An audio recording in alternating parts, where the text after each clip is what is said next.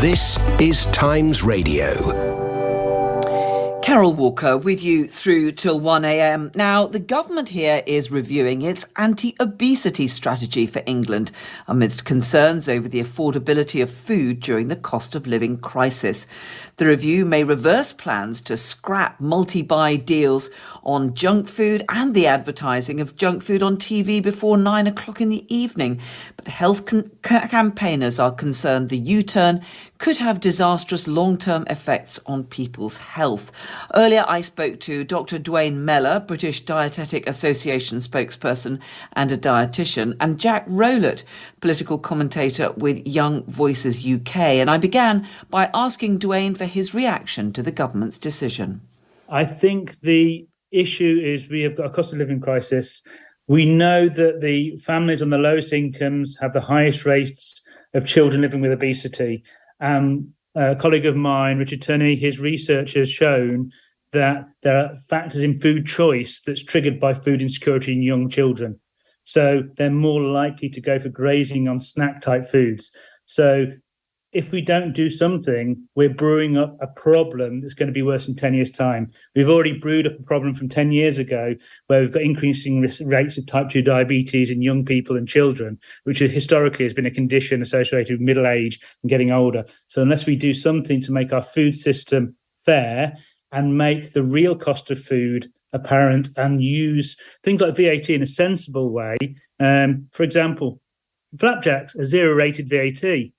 Millionaire shortbread is zero-rated VAT. But, there's no sense in how we use our food system and our tax system to make it fairer.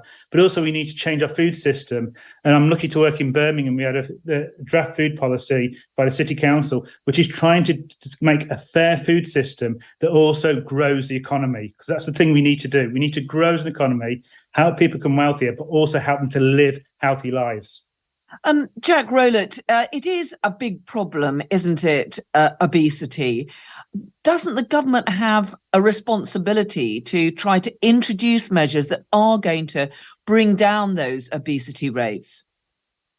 Yeah, obesity is a big challenge for Britain, and I don't think there's going to be any disagreement with any of us this evening about how bad obesity is. It is unhealthy, and what a huge challenge the comorbidities that we have with obesity, like type 2 diabetes, which Duane just mentioned. But I think this is the wrong policy, and Liz Truss is right to have U-turned on it. I think, again, Duane mentioned the cost of living crisis. I think it would be, quite frankly, monstrous to be entering the worst cost of living crisis for more than half a century and to be putting up the price of food, which is essentially what this package of measures would do through that ban on the buy one, get one free and the 2 for 3 sort of offers that we see on the shelves regularly. And we know from the research that would cost an average family around an extra £160 a year. And I think for a lot of families, that's simply not affordable right now. I think it's quite grotesque that we're saying to those who are poor, who are on low incomes, who are really scared about how they're going to feed their families this winter, and we're saying we're going to increase the cost of a lot of the food that you buy. And at the same time, it clamps down on personal responsibility and it penalizes us for the decisions that we want to make over our own bodies. And I think a lot of us, quite frankly, have had enough of that during the COVID pandemic, when we were told, we weren't allowed to sit on benches and we weren't allowed to have socially distanced walks with our friends, and we had all those fines. I think, quite frankly, people have had enough of that, and we need not to be penalizing people for the decisions they make about their own bodies. Duane, what would you say to that? I think the buy one, get one free, are they on the foods we need to buy? Or if you actually look at the other data, it suggests that they're the impulse buyers. And there's other data sets that look at when there's buy one, get one free offers on place, people spend more on discretionary foods. And if you actually look at work from the Food Foundation, they suggest what consumers want is these offers on foods like tinned vegetables. It's not the short shelf life stuff, so it can still work in the same way. And look at where things are positioned in supermarkets. And Jack mentions personal responsibility. That is assuming we have a fair playing field when we go into our shops. We have a food system which is largely controlled by drivers of food commodities, which actually drive up the price costs. There is that hidden price rise that people are playing around on the futures markets with our food, and that's inflating our food costs that don't go to the producers, don't go to the supermarkets. It's these invisible middlemen. I'm not going to name any names because they might sue me, but they are 6 of them in the world. And we need to actually recognise our food system is not fair. It's not fair to the farmers. It's not fair to the people who are making the food, and it's not fair to consumers. But in terms of buy one, get one free, if it's on foods that allow people to make healthy choices to feed their families nutritious food, that's brilliant. But we're not having those offers on those foods. I mean, Jack, when we had the sugar tax introduced on some of the drinks that are very high in sugar, what happened was that the manufacturers also all seemed to just reduce the amount of sugar in those drinks to avoid paying the tax. Now, surely measures like that could perhaps work well in ensuring that, well, people can still buy pretty much what they want, but that they're offered more healthy choices? Well, I think firstly, the healthier choices in terms of the drinks, a lot of them taste truly dreadful, and that's an opinion that's shared by a lot of people. But also, you can still get these sugary drinks, and they are on shelves in most supermarkets, and a lot of people still buy them. And there is a sort of inequitable situation where if you're poor and you want to buy Coca-Cola, a full-fat sugary Coca-Cola, you have to spend a greater proportion of your income on that than someone who is who earns more money, because the way that these taxes are levied is it's a proportion of the price of the good, and that clearly isn't fair. And it sends the message that we're saying to poor people, well, you can't be trusted to make the right decisions about your lifestyle, and therefore we're going to punish you for the choices you make. We're going to punish you for the small pleasures that you want to have. And yet, if you're middle class or you're upper class, you're earning more, it makes very little difference. So I think that's what's really not fair. What do you think would actually work, Dwayne? I mean, it is certainly questionable whether this much delayed ban on buy one, get one free offers on what is termed junk food, would that really be effective? Perhaps it's a good idea if the government's having a rethink, particularly given the fact that the cost of food is the overriding worry for so many people now. There's no doubt the cost, the actual effect of stopping buy one, get one free on net obesity rates in the UK is going to be minimal. But it's shifting the food market to try and make the food market a little bit fairer. The soft drinks industry levy, the sugar tax, as you call it, that cost could be borne by the manufacturers, so they get less profit, but they choose to pass it on to the consumer. So it's not quite how Jack portrays it. That's the effect of it, but that's because of corporate action rather than how the levies are put in place. I think what we could do is we could use VAT in a smart way, in a graduated way, to actually make it easier and the more normal choice to make healthy food choices, which are cheaper. We need to have education and people being able to access, we're going to have unfortunately closed food outlets, showing people how to cook these foods, getting these foods into the system, because the fresh food has a short shelf life. We need to actually manufacture it, cook it, and provide meals at cost. And we have those sort of facilities. And again, those are projects we're looking into. And then sort of having a sort of a graded tax. So the relative harm to society that the food could do by overconsumption is portrayed in the cost, and we make it easier and more attractive through sort of marketing for healthy foods.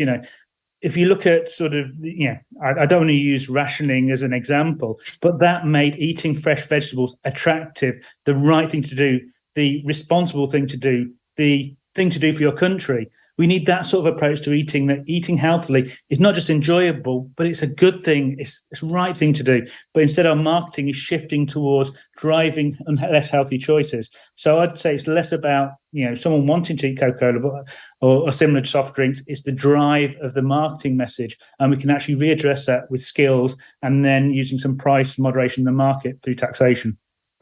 Jack, as you have acknowledged, obesity is a huge problem. Clearly, a sort of finger wagging from the government is something that you would resent, and it's pretty clear that the Liz Truss government wants to reduce taxes and is going to shy away from those accusations of the nanny state, which always crop up in these sorts of measures. What do you think would be effective in trying to help people not to become obese, not to be become susceptible to many of the diseases which are connected to those problems? Well, I think we do need better education. And I remember during my time in the education system, there was not that much to help me learn how to cook or sort of learn how to be healthy. There wasn't much of an emphasis on that. So I think we could do more there.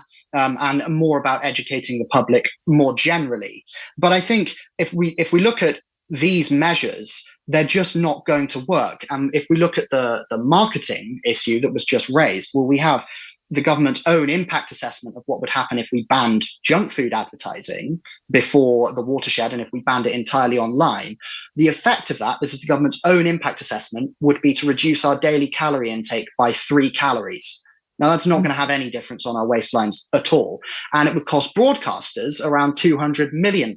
And so that's going to have a big knock-on effect on the people who broadcasters employ, on the broadcasters themselves, and on the local economy where those broadcasters are based. What we're doing right now is we're pursuing policies that don't work, that make food more expensive for people who can least afford to bear the cost of the food, and are bad for our economy in general, and detract from our personal responsibility. We need a refocus on personal responsibility, on the idea that your health is your responsibility and it's not some government diktat, should not be used to determine what you can and can't do with your own body. And just to mention, Dwayne talked about how we needed more offers on healthy foods. I totally agree with that. And I don't see any reason why we have to ban marketing of junk foods in order to help make healthier foods cheaper. I don't think we need to make certain foods more expensive and penalize families in that way in order to make healthy food cheaper and more affordable for them. Dwayne, just respond to that. Do you think that perhaps a wider strategy that looks at educating people more, that perhaps helps people to make healthier choices and to be more aware of when they're getting into the sorts of problems that lead to obesity, because the problems are linked to much wider and more deeper psychological problems, as well, perhaps problems of deprivation and so on? So education is one part, but you need the environment that's fair to be able to make those choices in afterwards. And I'm not suggesting banning things; it's actually manipulating how shops are laid out.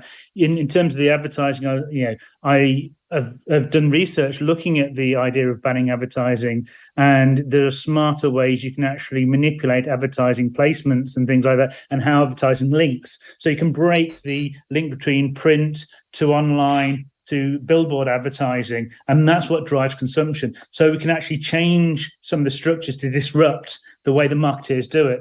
And we can do that in a way that can build the economy. We can actually add value to healthier foods in our food chains. And that's what we need to do to make a healthier food economy. And then we need to manipulate the market in a way that benefits the consumer, benefits the planet. So we have a healthy planet to produce the food, because if we wreck our soils, we won't have any food. And also we need to make our communities healthier. So we need to manipulate the market so people can make fairer choices. It's a slightly different way of looking at things from Jack, and I appreciate that. But I think we both want the same thing, as a healthier population and a healthy growing economy. And just very briefly, Jack, I mean, do you think the government should stay out of this altogether and leave it up to individuals and markets to sort it out for themselves? Just briefly, if you could. Yeah, I think Liz Truss's approach is absolutely right, and actually, it's been described as a sort of U-turn. It's not, in fact, it's an O-turn really, because Boris Johnson said he wasn't going to be a nanny state as prime minister, and then he U-turned on that, and now Liz Truss is reverting to what should be the Conservative policy of letting people make their own decisions. Well, that was Jack Rowlett, political commentator with Young Voices UK, and Dr. Dwayne Mellor, British Dietetic Association spokesperson and himself a dietitian.